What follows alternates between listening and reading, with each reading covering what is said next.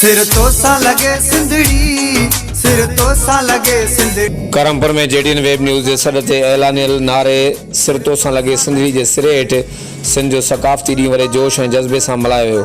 टोपी अजरक जे ॾींहं जे हवाले सां ग़ुलाम यासीन जाफ़री, अलीशर जाफ़री, ग़ुलाम नबी मीरानी, वसीम जावेद बिजाणी, मोहम्मद बख्श जाफ़री, इज़हार अली समे जो मोहसन शेख, आबिद लाशारी, अमजद बिजाणी, एजाज शेख, एतबार बिजाणी, बिलावल अली शेख, मसूर सारंग, जावेद बिजाणी ऐं ॿियनि जी अॻुवाणी में करमपुर पोस्ट ऑफिस चौक खां बैंक चौक ताईं सक़ाफ़ती रैली कढी वई। रैली में शरीक अॻुवाणनि, कारकुननि, शहरनि, इलाइक़े वासियुनि ऐं शागिर्दनि सिंधी सक़ाफ़त ज़िंदाबाद, टोपी अजरक ज़िंदाबाद जा ज़ोरदार नारा पिणु लॻाया। इन मौक़े ते रैली में शरीक शहरनि सिंधी टोपी अजरक ओडल सिंधी माण्हुनि सिंधी क़ौमी गीतनि ते झुमरियूं पिणु हयूं। सक़ाफ़ती काज में शरीक सिंधियुनि जेडीएन न्यूज़ सां वीचार हिन रीत वधिया आहिनि। अचो त ॿुधूं था। जी नाज़रीन, सिंध जे ॿियनि शहरनि जीअं करमपुर में बि 3 डिसंबर सिंध जो सक़ाफ़ती ॾींहुं वॾे जोश ऐं जज़्बे सां मल्हायो पियो वञे। हिन वक़्तु जेका त पोस्ट ऑफिस चौक खां सक़ाफ़ती जेका त रैली कढी पई वञे। रैली में शरीक आहिनि जेका त मुख़्तलिफ़ तंज़ीमनि जा अॻुवान, शहरी इलाइक़े वासी ऐं शागिर्द अॻुवान। अचो त सक़ाफ़त जे हवाले सां उन्हनि सां सिंध टोपी अजरक वॾे जोश ऐं जज़्बे सां असां अॼु मल्हाए रहिया आहियूं।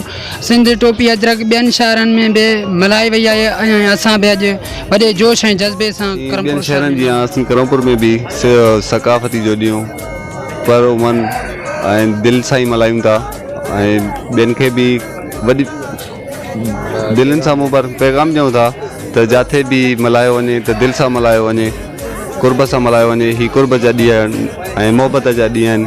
जिथे काथे जेको असां सक़ाफ़ती ॾींहुं आहे 3 डिसंबर ते असां ख़ुशी ऐं जोश जश्न सां मल्हायूं था ऐं सभिनि खे इहो पैगाम आहे त सभई सिंधी गॾिजी करे इहो ॾींहुं मुनफ़्त करे मल्हायो वञे त जीअं भरपूर पैगाम सॼी दुनिया में। जीअं त असीं तमामु बहितरीनु ॾींहुं मल्हायूं सिंध जे ॿियनि शहरनि जीअं करमपुर में बि असीं 3 डिसंबर सक़ाफ़ती तमामु धाम धूम सां मल्हाए रहिया आहियूं। असीं सिंधी आहियूं, असांखे फ़ख़ुरु आहे त असां सिंधी टोपी अजरक असांजो शान आहे, असांखे फ़ख़ुरु आहे। जीअं त ॿियनि शहरनि में बि सिंधी टोपी अजरक मल्हायो थो वञे, तंहिंजे करे असां बि करमपुर में वॾे जोश ऐं जज़्बे सां सिंधी टोपी अजरक ॾींहुं सिंध सक़ाफ़त अजरक जो टोपी ॾींहुं आहे।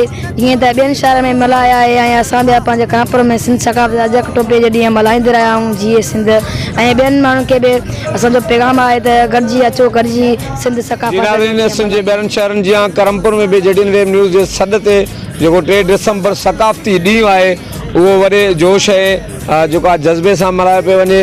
हिन वक़्तु जेको आहे त रैली पोस्ट ऑफिस चौक खां जेको आहे त सक़ाफ़ती रैली निकिरी रही आहे। रैली में शरीक शहरनि अॻुवाणनि ऐं कारकुननि जो चवणु हो त सिंध जे ॿियनि शहरनि जीअं करमपुर में बि असीं जेको सक़ाफ़ती ॾींहुं आहे उहो हर साल वॾे जोश ऐं जज़्बे सां मल्हाईंदा आहियूं ऐं हिन भेरे बि अॼु असीं जेको आहे इहो सक़ाफ़ती ॾींहुं आहे वॾे जोश ऐं जज़्बे सां मल्हाए रहिया आहियूं। हुननि चयो त असां जेको इहो सिंधी सक़ाफ़ती ॾींहुं आहे टोपी अजरक जो, इहो ॾींहुं जेको आहे त सिंधी सक़ाफ़त जो जेको पैगाम आहे असां जेको आहे त पूरी दुनिया में जेको आहे पहुचाइणु चाहियूं था।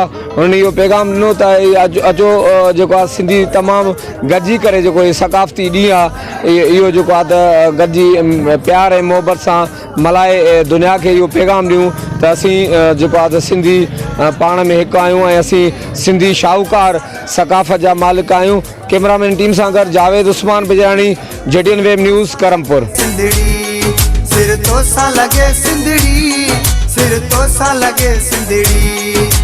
कुर्बान तोता है कुर्बान तोता, ये जाने जिंदड़ी।